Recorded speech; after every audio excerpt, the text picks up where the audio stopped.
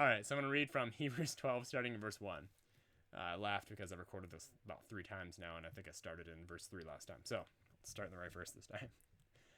Therefore, since we are surrounded by so great a cloud of witnesses, let us also lay aside every weight and sin which clings so easily, and let us run with endurance the race that is set before us, looking to Jesus, the founder and perfecter of our faith, who for the joy that was set before him endured the cross, despising the shame, and is seated at the right hand of the throne of God. Consider him who endured from sinners such hostility against himself, so that you may not grow weary or faint-hearted. In your struggle against sin, you have not yet resisted to the point of shedding your own blood. And then it goes on. So then I'm going to switch to another chapter, actually. And 2 Timothy 4, this is Paul's last letter to Timothy that we know of. Could have been their last correspondence. He might have died shortly after this. It's kind of up in the air. Timeline's a bit weird. But starting in verse 6. For I am already being poured out as a drink offering, and the time of my departure has come. I have fought the good fight, I have finished the race, I have kept the faith. Henceforth there is laid up for me the crown of righteousness, which the Lord, the righteous judge, will award to me on that day, and not only to me, but also to all who have loved his appearing. Then we're going to go over to Proverbs, because who doesn't like a good proverb to be tossed into the fray? Proverbs 27. I think you already know where I'm going with this. Verse 17. Iron sharpens iron as one man sharpens another. Boom. And one man sharpens another. It's boom. That's it. And then let's look at one more spot. Proverbs 15:22. Without counsel, plans fail, but with many advisors, they succeed. Actually, you know what? We're going to do one more as well. Proverbs 11, verse 14. Where there is no guidance, a people falls, but an abundance of counselors, there is safety. So, what is this all saying? What am I trying to say with this? The reason I concluded the Proverbs is because I think it's pretty straightforward. I would have read a whole chapter, chapter 11 of Hebrews, but I think you guys can go read that on your own. You can go read the stories that they all link to, and I will probably do a deep dive analysis of every single last story that is referenced in Hebrews 11, because it cuts deep into the Bible, and you have to go back and you're like, oh, who is this person? And you're like, oh, okay, that person. Okay, we're back over here. Who's this? And like chapters about like a whole, really, you have to read all of Genesis just about to get through everything that they talk about. Because it talks about Abraham, Jacob. So that is the cloud of witnesses. And also the cloud of witnesses is stupid thing. There. Yes. Sorry, my camera has tracking and it likes to zoom in. So if that ever happens, that's why. But what we need to understand is that cloud of witnesses, we're all running with that cloud of witnesses. You who are watching, me, the people that you go to church with, the people that you stream and watch online, those are your cloud of witnesses. Not just the saints that are, dead and gone. Not just, the patriarchs in the faith and all of the strong, like, giants in the faith. You think, Peter and Paul, and, Paul was writing most of what, or at least 2 Timothy. Hebrews is up in the air. We don't really know who wrote that. But Hebrews, it talks about, therefore, since we are surrounded by so great a cloud of witnesses. So if you're surrounded by a great cloud of witnesses, what is that? I submit to you that is fellowship. So if you are getting in fellowship and you have, like Proverbs says multiple times, you have a good group of counselors around you, people that are actually going to help you become a better you and push you to be more like Christ. If you're married, the person that should be pushing you most to be like Christ is your spouse. If you're not married, you should have a group. You should have people that are pushing you to be like Christ. If you're married, it shouldn't just be your spouse pushing you to be like Christ. It should be those around you as well. If you're leading a ministry, you should have people that are older than you, that are younger than you, you should be able to point to people and go, yes, this person is making me want to be more like Christ.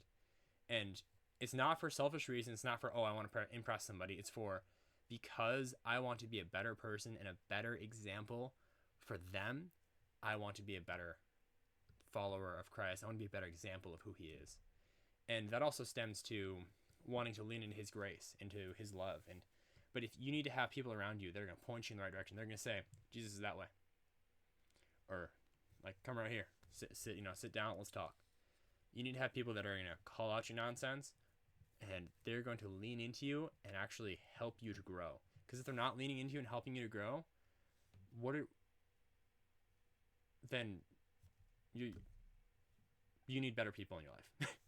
If you don't have people that are helping you to grow in your faith, in your life, what you need more than anything is to get in a community where people are going to push you. People are going to help you and encourage you to be more like Christ. And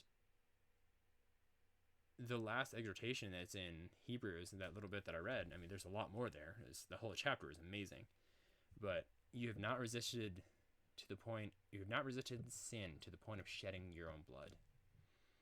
So therefore, since we are surrounded by so great a cloud of witnesses, let us cast off the sin that is so easily entangles and run the race marked out for us, looking to Jesus, the author and perfecter of our faith, looking to him, running alongside all of the saints. And that looks like running. If you're going to run with me, I'm stealing that phrase from a podcaster I love, and really it's just a colloquial term, but if you're going to run alongside me, I'm not running fast. I'm just going to be like, because this is a marathon. This is not a sprint. If you're trying to get to the end of the race quick, you're doing it wrong. There's an African proverb that says, if you want to go fast, go alone. But if you want to go far, go together. The reason that the tortoise won against the hare got confident. The hare got dumb. The hare said, you know what? I can take a nap. Tortoise won. Guess what? I'd rather be a tortoise any day of the week walking with Jesus than be a hare. And I know that, childlike faith, and, when people start out in their faith, they generally start off sprinting and they get tired and they sit down and woo! And it just takes us to come alongside them and go, hey, let's, and support people. You need to come alongside people and be their community, be fellowship with them. And if you're older, you know what? Sometimes somebody that's younger is going to have something they can be like, yeah, you know what? This person actually might have something that they can give to you and promote to you. And someone who's older, and people that are older always have something to say. They always have something you can learn from them. And that's the beauty of our shared Christian faith, is that we need to lean into his grace and his love. And if we're not doing that, we're not going to be effective. We're not going to be effective members of Christ. So what we should be doing is getting in fellowship. If you're not in fellowship, find fellowship. Even if you're not a Christian, we're not meant to do a life alone. That is how we are designed. We are designed for being in groups and being together with people. That's really what it boils down to. So that's what I've got to say. And so I'm just going to pray out, and because this is a heavy topic, but you need to be, even introverts, you need to be with people. You need to be around people. So yeah. All right, Father, I just thank you for just being able to, Lord, help me to speak to whoever needs to hear this, Lord, and for them to understand that they need to find mentors in the faith and find people that can speak into their life, speak through your words of truth, Lord, and just help them to see you and to know you and to fall deeper and deeper into your love. Lord, in your glorious holy name, through your blood we are healed. Through your blood we can come to you. In Jesus Christ's name, amen. So just, find mentors, old and young, and just lean into his grace, because that's where we need to be. This video went way longer than I expected it to be, but you know what? That's okay. Just find people to be in fellowship with. Find good groups that are Bible oriented, that are seeking his face. That's what you should be doing. All right. Ronin Rabbit out.